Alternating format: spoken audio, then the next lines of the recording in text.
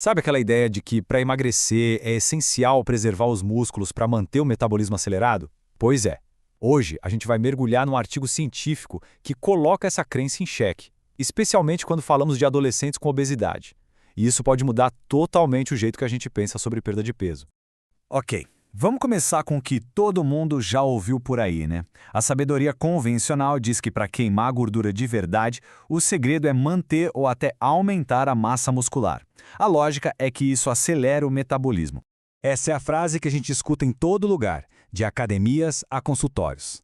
E a lógica parece fazer sentido.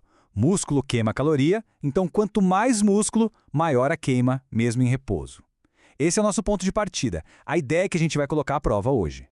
E para conseguir preservar esses músculos, geralmente aparecem dois heróis na história. Uma dieta com bastante proteína, que é tipo o tijolo do músculo, e o treinamento de resistência, a boa e velha musculação. Na teoria, é a dupla perfeita.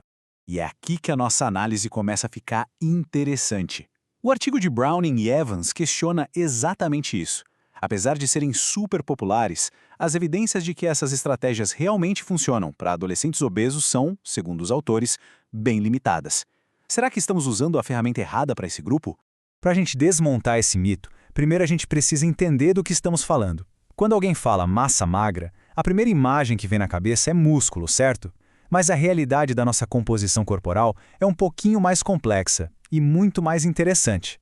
O termo técnico é massa livre de gordura, ou MLG, e como dá para ver, ela inclui muito mais do que só músculos. Entram aí nossos órgãos vitais, nossos ossos e toda a água do corpo. Fica claro que o músculo é só uma parte do pacote. Agora, olha que interessante essa proporção. Em adolescentes, o músculo esquelético é, na verdade, menos da metade da massa livre de gordura, cerca de 42%. A maior parte, 50%, é composta de ossos e fluidos. E uma fatia pequena, mas super importante, de 8%, são os órgãos. Isso já começa a mudar um pouco a nossa perspectiva, não é?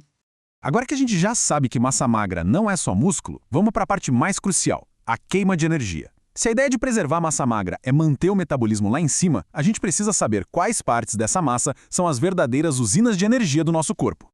Então a pergunta é bem direta. Onde é que a mágica do metabolismo acontece de verdade? Será que é no músculo, como todo mundo pensa, ou em outro lugar? E aqui vem a grande revelação.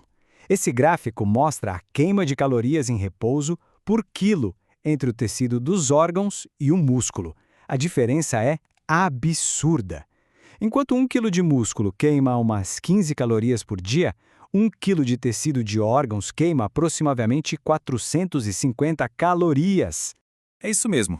Nossos órgãos são cerca de 30 vezes mais ativos, metabolicamente falando, do que os nossos músculos.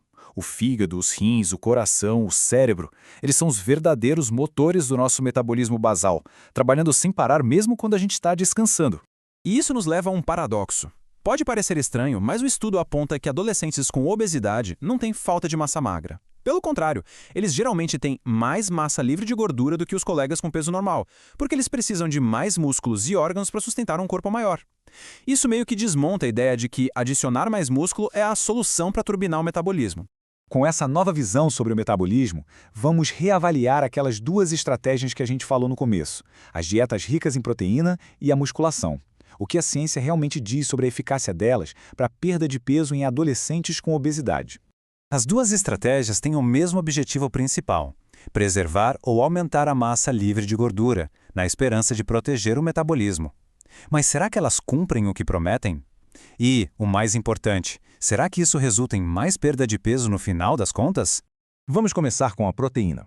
O estudo revisado indica que para adolescente com obesidade, aumentar a proteína de 15% para 30% do total de calorias não levou a uma maior perda de peso a longo prazo.